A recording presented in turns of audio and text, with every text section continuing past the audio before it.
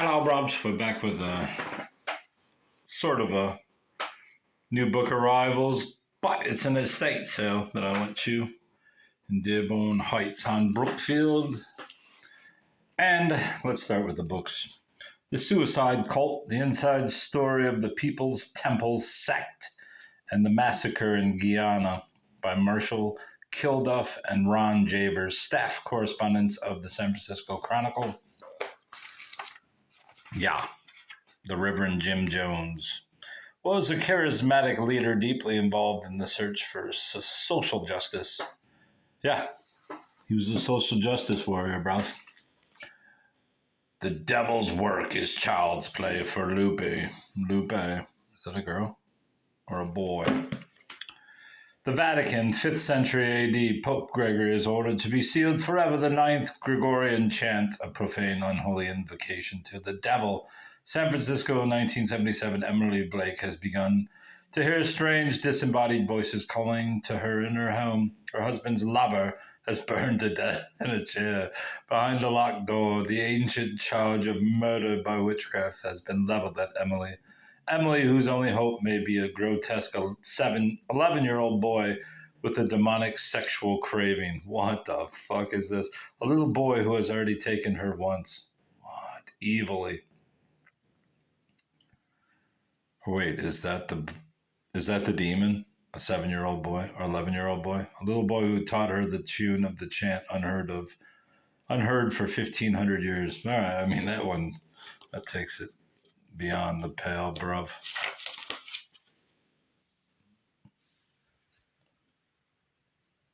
That's not Lupe. That's her rapist, apparently. New and revised edition, Hurlbut's Story of the Bible for young and old.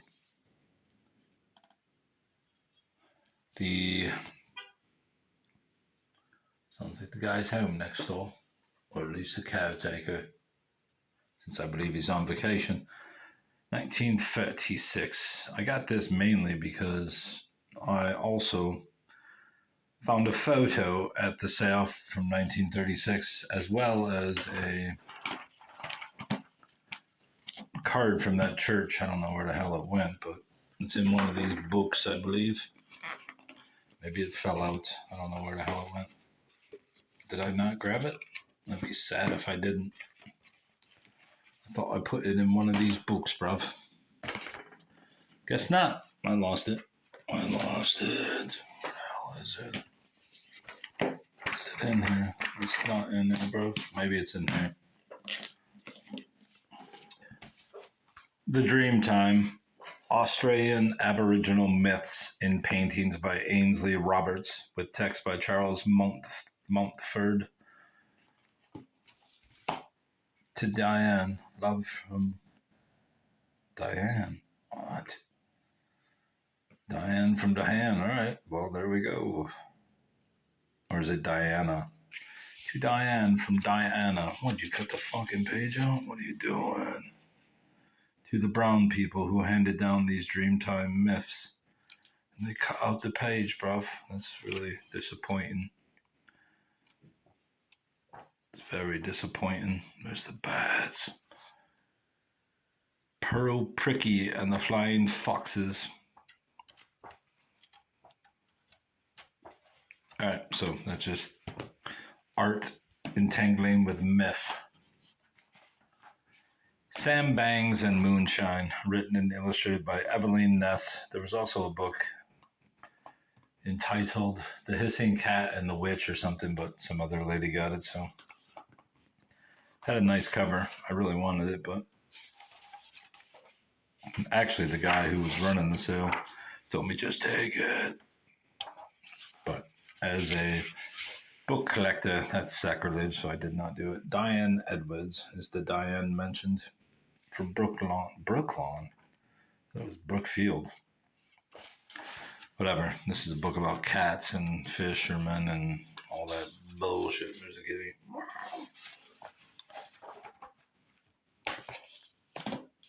Lastly, Character and Happiness by Marguerite to Marie Edward. Oh, it's from that guy.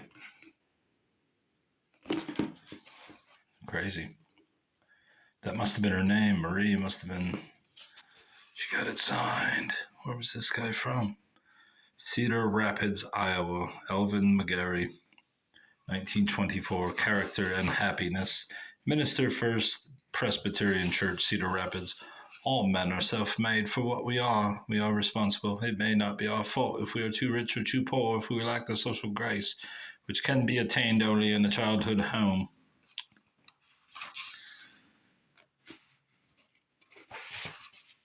Nevertheless, the blessings of bondage, which I don't believe are what you think they might be, bruv. These are bondage to the Lord, I assume. I don't know which one of these is Marie. I'm hoping it's this one because I got a larger photo of that one, but I picked up that one because on the back it says September 1936. See? I'm pretty astute, ain't I, bruv? Really like that border. Don't know if it has any info on it, but I don't think it did. Trying not to burn the house down with that. Is this Marie herself? She looks pretty cute there, bruv.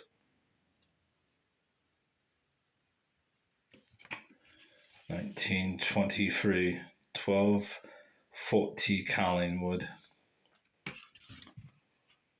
Is this Marie as well? Myrtle McLaughlin and Marie. Does that mean she's Marie McLaughlin? Calumet, Michigan. I believe they're both buried there. Who's this lady? Grandma, Mrs. Joseph Mary Hirsch, buried at Lakeview, Calumet. And this is, I believe, John McLaughlin. What's that say? Lorium?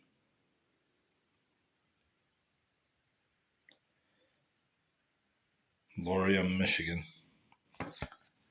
John McLaughlin, buried at Lakeview, Calumet to Hazel. What's it say? From John McLaughlin, November 19th, 1908. Whoever Hazel is. Couldn't pass those up. Plus, this is, I believe, John's death. Flower list. Funeral of Hillcrest Mortuary, Calumet, Michigan.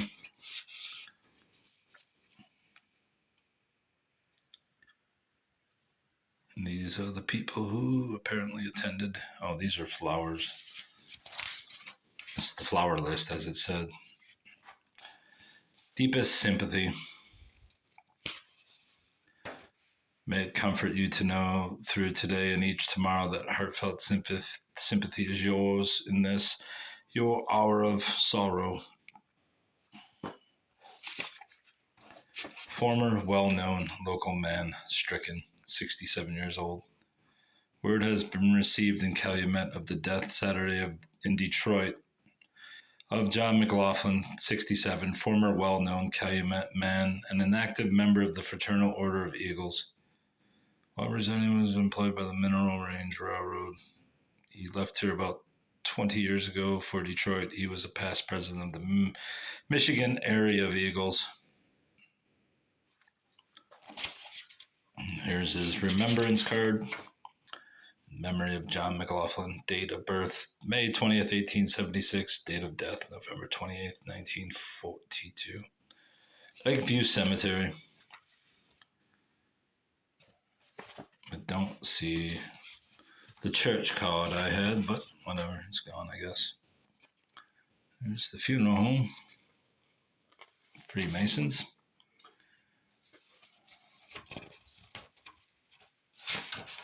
Maybe it's in the bag. No, yeah, there it is. Maybe it is. Maybe it isn't. Nope, it's a photo. Is this John?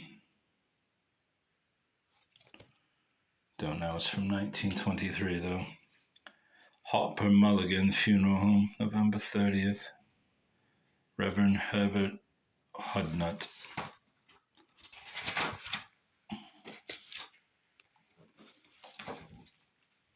Register of Friends. The Great Mother, Lakeview Cemetery. We'll have to look him up later and put a proper post for him. There's some flowers clipped in there for him, presumably by his wife or mother or whoever.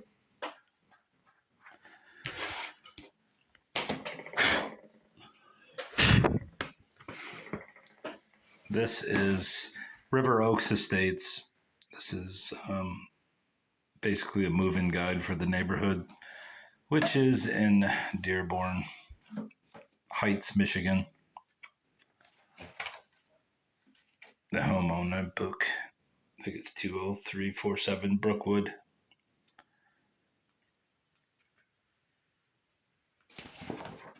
Home facts. Message from your builder. So obviously this was when the house was brand new. Plywood Builder Supply Company, the paneling. This is nice. Nice guide. It's the kind of stuff I look for. Nobody else seemingly wants it.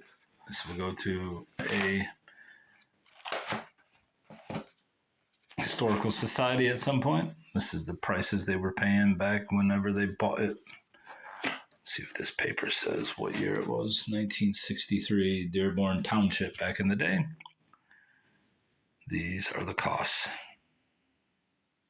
What's that say? Incinerator? Gas incinerator? $104. Smokeless gas disposer. Instructions for valves. River Oaks Estates.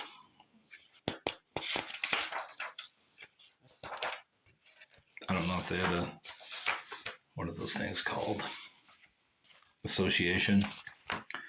This I also found interesting. It was a letter, but it's for, I believe, fallout, nuclear fallout, for the fallout protection for homes with basements. Department of Defense, May 1967. Look at that son of a bitch. The fallout protection in your home.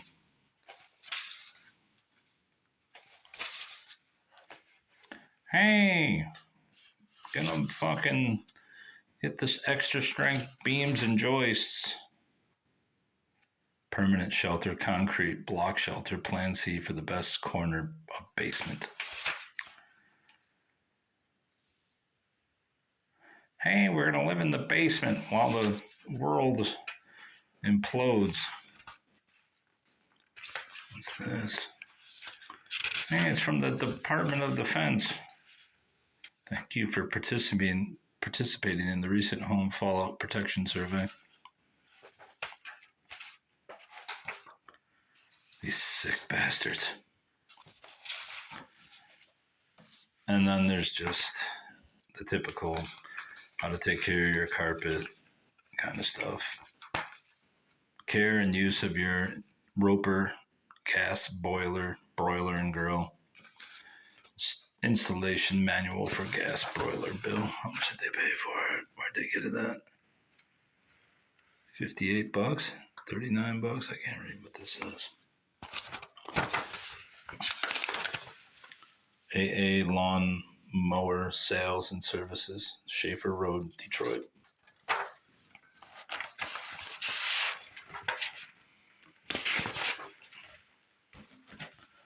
That's what it looked like, bruv. All right, that's all. That's all.